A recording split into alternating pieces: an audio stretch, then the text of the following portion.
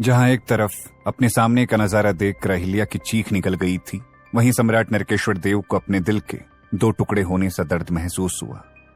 आचार्य योग माया और मानव साम्राज्ञी वसुंधरा देवी को तो ऐसा लगने लगा मानो जैसे उनके पैरों तले की जमीन फट चुकी है और वो दोनों उसमें धंसती जा रही हैं। जो हाल उनका था उससे कई गुना ज्यादा बुरा हाल तो अस्थि सम्राट और सम्राट भानुदेव का था। उन्हें तो ऐसा महसूस हुआ मानो जैसे उनकी आंखों से खून के आंसू निकल रहे हों। वहीं राक्षस साम्राज्ञी मसान चांडालनी को अपने दिल में हजारों तीर चुभने सा दर्द महसूस हुआ। इस समय दैवीय क्षेत्र के दरवाजे पर ऐसा कोई नहीं था जो दर्द से कराह नहीं रहा था। यहां तक कि आसमान में बादल भी अपना रंग बदलकर काले हो गए थे। जिन बादलों को रंगीन बनाकर सजाया गया था उनका रंग उड़ गया था। बादलों में बिजलियां गड़गड़ाने लगी थी। ऐसा प्रतीत हो रहा था मानो जैसे आसमान भी फूट फूट कर रो रहा हो। आखिर बात ही कुछ ऐसी थी, क्योंकि वहां उनके सामने गेंडा स्वामी खड़ा था, जिसके हाथों में भैरवी की लाश थी और भैरवी की लाश को लिए खड़ा वो बड़ा ही कमजोर महसूस कर रहा था। और उसके बगल में शिवा बेसुध सा खड़ा था। शिवा जो इस समस्त ब्रह्मांड का सम्राट था, जो इस पूरे ब्रह्मांड को जीत चुका था, वो आज किसी मानसिक रूप से विक्षिप्त इंसान की तरह दिखाई दे रहा था। उसके बाल बढ़कर लंबे हो गए थे। उसके सुंदर से चेहरे को उसकी दाढ़ी के बालों ने ढक लिया था। उसके चेहरे का तेज गायब हो गया था और उसका बदन सिकुड़कर आधा हो गया था। शिवा को देखकर ऐसा लग रहा था मानो जैसे उसने कई महीनों से खाना ही ना खाया हो। उसकी त्वचा भी काली पड़ने लगी थी। शिवा को इस हाल में देखकर उसकी मां अहिल्या की तो रुलाई ही फूट पड़ी। वहीं दूसरी तरफ पास में खड़े सम्राट नरकेश्वर देव को मानसिक तरंगों से आचार्य योग माया का संदेश मिला। सम्राट नरकेश्वर देव, शिवा की हालत देखकर लगता है कि कुछ बहुत बुरा और भयानक हुआ है। अभी आचार्य योग माया ने अपने दिल की बात कही ही थी कि तभी सम्राट नरकेश्वर देव को मानसिक तरंगों से एक और संदेश मिला। इस बार संदेश सम्राट भानुदेव की तरफ से था। सम्राट नरकेश्वर देव, आखिर इस सब का क्या मतलब है? आखिर सम्राट शिवा की ऐसी हालत का क्या कारण हो सकता है? इस सवाल के बाद वो सभी आपस में मानसिक तरंगों से बातें करने लगे। उनमें अस्थि सम्राट और मसान चांडालनी भी जुड़ गए।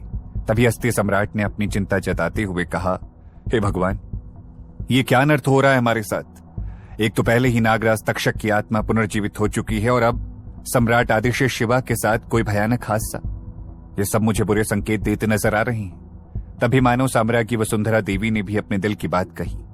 सम्राट नरकेश्वर देव, अब आप ही इस नए संकट से बचने का कोई उपाय बताइए। हमारी सोचने की शक्ति तो काम ही नहीं कर रही है। ये सभी आपस में चर्चा तो कर रहे थे, लेकिन किसी को भी इस बारे में खबर नहीं थी। वो सभी अपनी अपनी जगह पर ही खड़े थे, लेकिन आखिर माँ तो माँ ही होती है। वो अपने आप को आगे जाने से कैसे रोक सकती है? और हुआ भी ठीक वही। अहिल्या अपने कदमों को आगे बढ़ने से रोक नहीं पाई। अहिल्या, नारायण शास्त्री, मीनाक्षी, यहां तक कि पाटती अम्मा सभी दौड़कर शिवा के पास आई। जब शिवा की बेजान नजरों से अहिल्या की नजरें मिली, उनके मुंह से एक जोर की चीख निकल गई, नहीं शिवा! इतना कहने के बाद उनकी आंखों से अनगिनत आंसू बहने लगे। नारायण शास्त्री का भी रो रो कर बुरा हाल हो रहा था, लेकिन साथ ही साथ वो अहिल्या को भी संभाल रहे थे। उन्हें इस कदर रोता देख वहां खड़े सभी लोगों की आंखों से भी आंसू बहने लगे। उसी हड़बड़ाहट में अहिल्या ने हिम्मत करके शिवा के चेहरे को अपने हाथों में थाम कर कहा, शिवा, मेरे बच्चे, आखिर हुआ क्या है? तुम इस तरह चुप क्यों खड़े हो? कुछ तो कहो। देखो, मैं तुम्हारी माँ अहिल्या, बात करो मुझसे शिवा। मैं तुम्हारी आवाज सुनने को तरस गई हूँ। तुम्हारी हालत कैसे हो गई? आखिर हुआ क्या है तुम्हें? अहिल्या के इतना सब कहने के बावजूद भी शिवा के चेहरे पर कोई भाव नहीं थे। उसे देखकर ऐसा लग रहा था मानो जैसे वो अभी शरीर से भले ही उनके सामने खड़ा था, लेकिन उसका मन कहीं और था। शिवा की हालत देखकर अहिल्या ने रोते हुए ऊपर आसमान की तरफ देखा, फिर जोर से गरजते हुए कहा, हे भगवान, ये कैसी परीक्षा ले रहे हो तुम मेरे शिवा की? क्या मिला है तुम्हें मेरे शिवा की जिंदगी से इस तरह खिलवाड़ करके? अभी इतने सालों की कठिनाइयों के बाद ही तो थोड़ी खुशियां मिली थी मेरे शिवा को, तुमने वो भी छीन ली। कब तक? आखिर कब तक तुम मेरे शिवा को सताते रहोगे? जवाब दो मुझे भगवान, जवाब दो मुझे। इतना कहकर अहिल्या ने अपने पास में खड़े नारायण शास्त्री की ओर देखा और कहा, आप कुछ बोलिए ना शिवा से। ये मुझसे बात क्यों नहीं कर रहा है? आखिर क्या हुआ है मेरे बेटे को? मुझे मेरा शिवा चाहिए। आप कुछ भी कीजिए ना। अहिल्या की बात सुनकर नारायण शास्त्री ने भी शिवा से बात करने की कोशिश की, लेकिन उन्हें भी शिवा से कोई जवाब नहीं मिला। वो शिवा से बात करने की कोशिश कर ही रहे थे, तभी अहिल्या ने शिवा का हाथ पकड़ा और उसे पकड़कर वो गेंडा स्वामी के सामने जाकर खड़ी हो गई। गेंडा स्वामी पहले से ही बड़ी मुश्किल से खड़ा था। अहिल्या को अपने सामने आया देखकर वो मन ही मन रोने लगा और अपने आप को कोसने लगा। उसके पास अब भी किसी के सवाल का कोई जवाब नहीं था। अहिल्या ने उससे कुछ कहने के लिए अपना मुंह खोला ही था, तभी वहां हवाएं तेजी से बहने लगी, जिसके चलते गेंडा स्वामी के हाथों में मौजूद उस लड़की के चेहरे से उसके बाल उड़ने लगे और अचानक से अहिल्या की नजर उस लड़की के चेहरे पर पड़ी, जिसके बाद उसकी जबान से एक भी शब्द बाहर नहीं आया। उन्हें अपने पैरों की ताकत खो जाने का एहसास हुआ और वो अपना संतुलन खोकर जमीन पर गिरने को हुई। तभी नारायण शास्त्री और मीनाक्षी ने आगे बढ़कर अहिल्या को संभाला। मीनाक्षी, जो कि अब तक किसी तरह अपने आप को रोके हुए थी, जब उसने भैरवी का चेहरा देखा तो वो भी अपनी भावनाएं नहीं रोक पाई और उसने रोते हुए गेंडा स्वामी से सवाल किया, गेंडा भैया ये सब क्या है? आखिर क्या हुआ है शिवा भैया को? वो हमें ऐसे किसी अजनबी की तरह क्यों देख रहे हैं? और भैरवी भाभी, आप उन्हें ऐसे क्यों पकड़ कर खड़े हैं? उसके इस सवाल पर अब तक जो गेंडा स्वामी अपनी हिम्मत जुटाकर खड़ा था, उसका चेहरा रुआंसा हो गया। उसकी आंखों में आंसू भर आए और उसने भैरवी के मृत शरीर की ओर देखकर कहा, भैरवी भाभी, उन्होंने शिवा भाई की जान बचाने के लिए अपनी जान की आहुति दे दी।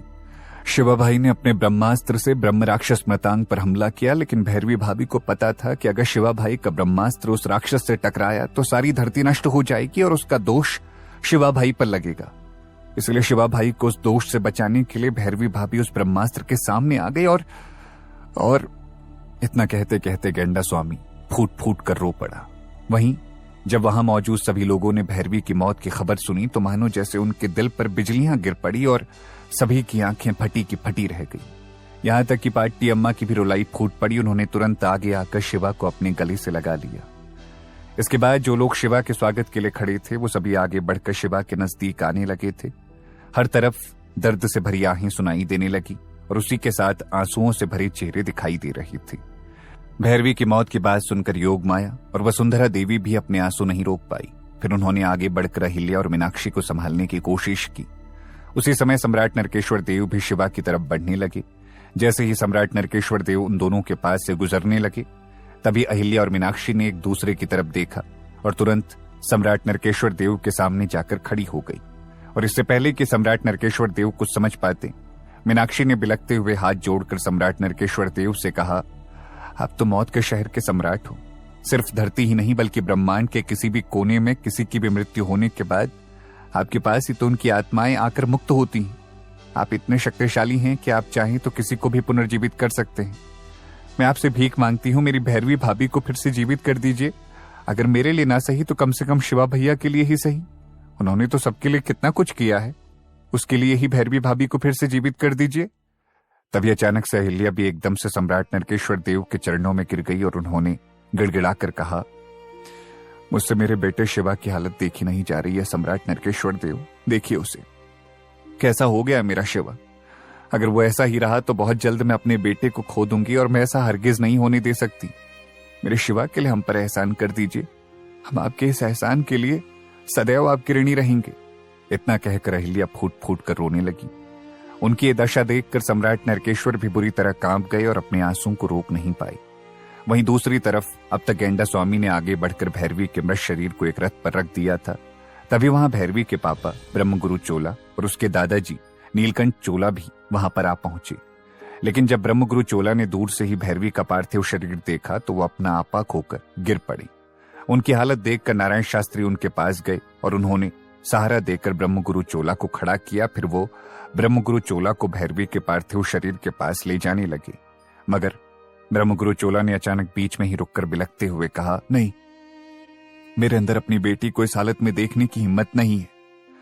नारायण शास्त्री उनकी भावनाओं को समझ पा रहे थे, इसलिए उन्होंने ब्रह्मगुरु चोला के कंधे पर हाथ रखा और उन्हें सांत्वना देने लगे। तभी भैरवी के दादाजी नीलकंठ चोला ने अपने आप को संभालते हुए रुआंसे स्वर में नारायण शास्त्री से पूछा, दिव्य नागों के राजा शिवा वो कहाँ हैं? आखिर उनके रहते भैरवी के साथ ये सब कैसे हो गया? ये सुनकर नारायण शास्त्री ने शिवा की तरफ इशारा करते हुए कहा, वो रहा शिवा, लेकिन उससे इस वक्त कोई सवाल मत कीजिएगा क्योंकि उसका शरीर तो जिंदा है लेकिन लगता है जैसे उसकी आत्मा मर चुकी है। इतना कहकर नारायण शास्त्री की आंखों से भी आंसू बहने लगे, लेकिन फिर जल्दी ही उन्होंने अपने आप को संभाल लिया क्योंकि उन्हें रोता देखकर भैरवी के पापा ब्रह्मगुरु चोला और भी ज्यादा भावुक हो जाते। यहां अहिल्या की बात सुनकर भावुक हुए सम्राट नरकेश्वर देव ने अपनी आंखें बंद कर ली। फिर जब उन्होंने कुछ प्राचीन मंत्रों का उच्चारण करते हुए अतीत में झांक कर देखा तो उनकी आंखों के सामने वो पूरा मंजर दिखाई देने लगा।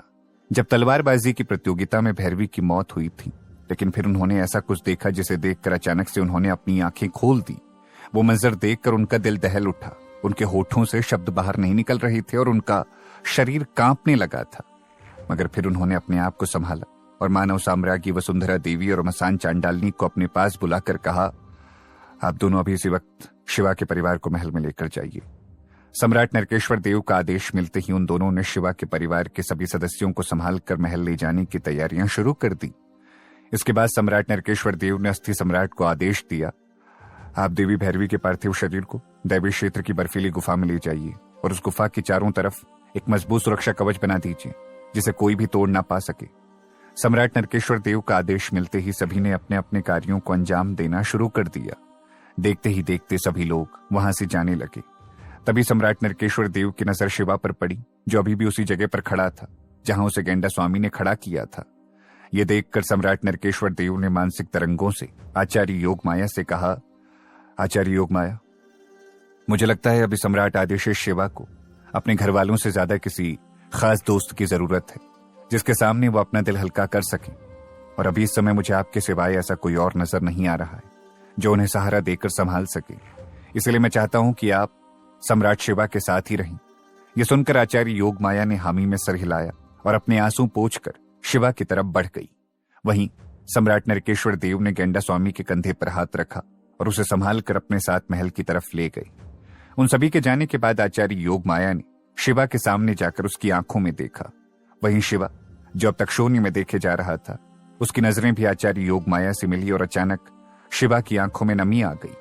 फिर आचार्य योग माया ने शिवा का हाथ पकड़कर उससे कहा, शिवा, खुद को अकेला मत समझना, तुम्हारे ये दोस्त तुम्हारे इस दुख में तुम्हारे साथ हैं।